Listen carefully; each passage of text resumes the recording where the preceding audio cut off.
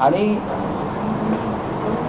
यापुढे संघर्ष आणि लढण्याची तयारी ठेवण्यासंदर्भातलं माननीय पक्षप्रमुखांचं नक्कीच एक जिद्द जागवणारं असं त्यांचं एक दिशादर्शक असं भाषणसुद्धा व्हायला पाहिजे. आम्ही सगळे लढणारे लोक आहोत. वर्षानुवर्ष आम्ही संघर्ष करतोय. सत्ता हा काय आमचा ऑक्सिजन नाही. नक्कीच निवडणुका आपण लढतो.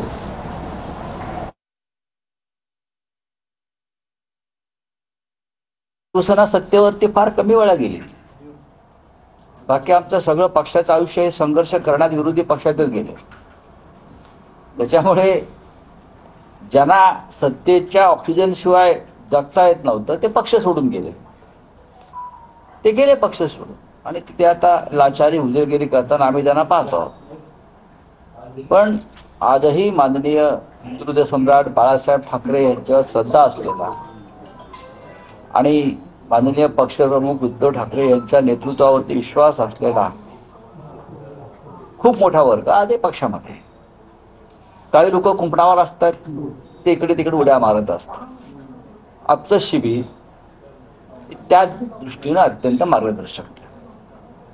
महाराष्ट्रात ज्या प्रकारचं वातावरण आहे, ज्या प्रकारचे प्रश्न आहेत ते पाहता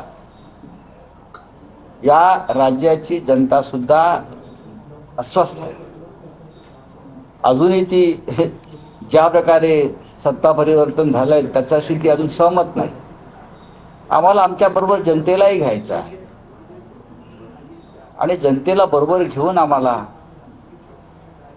काय करता येईल भविष्यात, कारण आता निवडणुका इतक्यात नाही आहेत.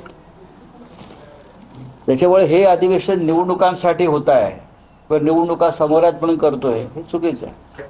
निवडणुका नसताना अशा प्रकारची अधिवेशनं ही सुरू आहे. म्हणजे पक्ष बांधणी, संघटना बांधणी आणि जनतेला सोबत घेऊन काम करणं हा आमचा मुख्य उद्देश आणि नाशिक त्या दृष्टीनं अत्यंत महत्त्वाचं. आजचं शिबिर तर आपण पाहाल तर कोणतीही हातामध्ये सत्ता नसताना बरं का आणि असंख्य अडथळे त्या शिबिरामध्ये आणण्याचे प्रयत्न झाले सत्ताधाऱ्यांकडून, तरीही आमच्या पदाधिकाऱ्यांनी हे शिबिर यशस्वी केलेलं आहे.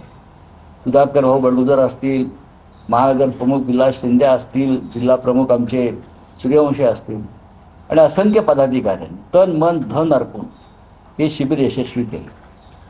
कालचा आपला जो टीझर आहे त्या टीझर मध्ये पुन्हा एकदा भाजपवर हल्ला बोला आहे. त्यांच्या हिंदुत्वावरती आपण सवाल उपस्थित करणारा टीझर बाळासाहेबांच्या याच्यामध्ये शहीदीमध्ये आहे.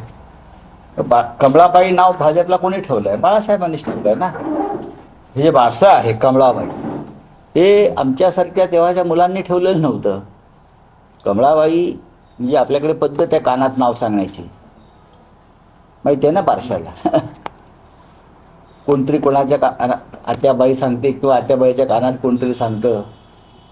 तसं कमळाबाई नाव त्या पद्धतीनंच बाळासाहेबांनी जाहीर सभेत शिवतीर्थाच्या आणि चौपाटीवरच्या म्हटलेलं आहे. हे बाळासाहेब द्रष्टे होते. बाळासाहेब द्रष्टे होते.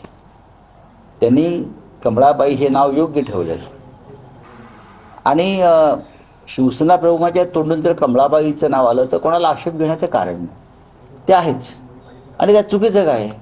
सगुणाबाई असते, सुगंधाबाई असते, तशी कमळाबाई आहे ना. भाजपचं हिंदुत्व देखील जे आहे ते